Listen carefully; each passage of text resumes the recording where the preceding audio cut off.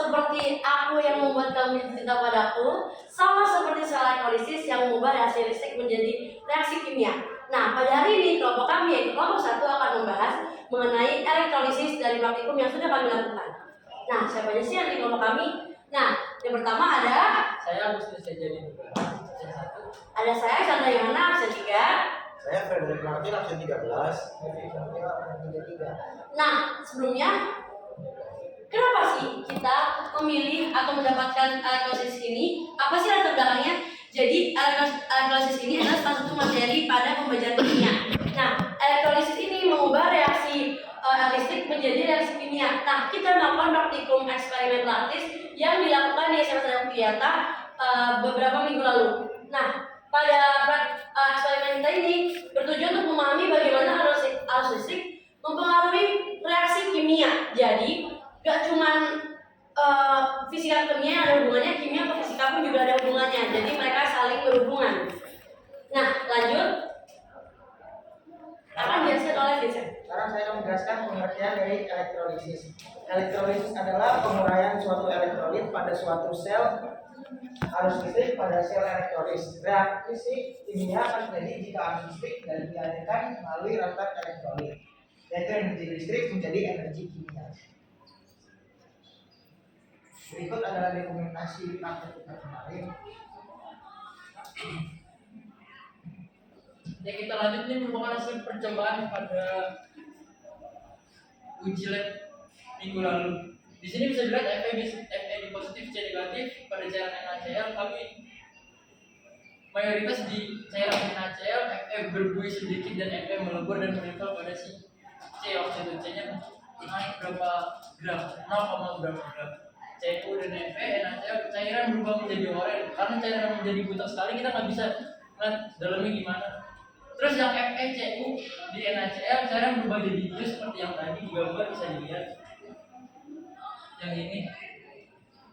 Lalu kita lanjut ke cairan Fe, Cu di cairan NaCl cairan menjadi kuning dan Cu melebur. Lalu kita lanjut, apa aja sih yang terjadi ketika elektrolisis? Di elektrolisis ini terjadi aliran listrik dari kutub positif ke kutub negatif, lalu terjadi reduksi di katoda atau di negatif dan terjadi oksidasi di anoda. Di elektrolisis ini terjadi pertukaran ion, di mana ion positif akan mengarah ke negatif dan ion negatif akan mengarah ke kutub positif. Berikut adalah video saat kita praktik elektrolisis. Ngelek.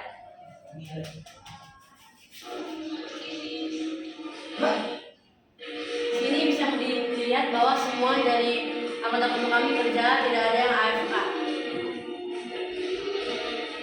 Nah, ini bisa dilihat CU-nya melebur.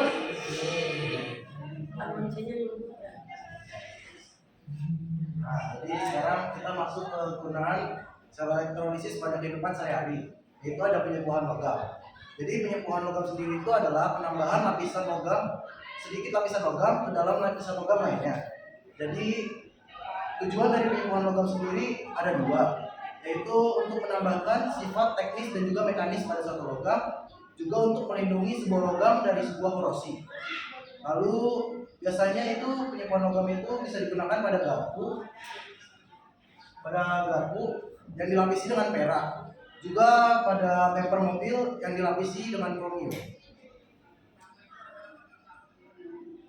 Nah, untuk kesimpulannya, kenapa sih kita mengadakan atau melaksanakan praktikum elektrolisis ini? Yang pertama, membuat siswa mengetahui konsep dasar tentang elektrolisis. Maksudnya mengetahui itu gimana? Jadi kalau misalnya kita cuma dengerin teori kita nggak lihat wujud nyata dari elektrolisis seperti apa, kita nggak bakal ngerti. Nah, makanya kita mengadakan praktikum ini. Yang kedua, mengembangkan keterampilan siswa dalam praktik kimia. Nah, tentu saja Bu Novi itu juga ngajarin kita caranya praktik kimia yang baik. Makanya kita jadi ngerti nih elektrolisis itu dalam praktikumnya, dalam realnya itu seperti apa pengaplikasiannya. Dan yang terakhir, mengetahui fungsi elektrolisis dalam kehidupan sehari-hari. Yang tadi dijelasin sama Erik. Nah, kenapa sih sendok kita itu walaupun dia aluminium itu bisa bertahan lama, nggak karena itu bisa terjadi karena ada penyembuhan logam. Nah, itu kesimpulan yang didapat dari praktikum elektrolisis kita pada beberapa minggu lalu. Sekian dari kelompok kami, mohon maaf jika ada salah kata. Terima kasih.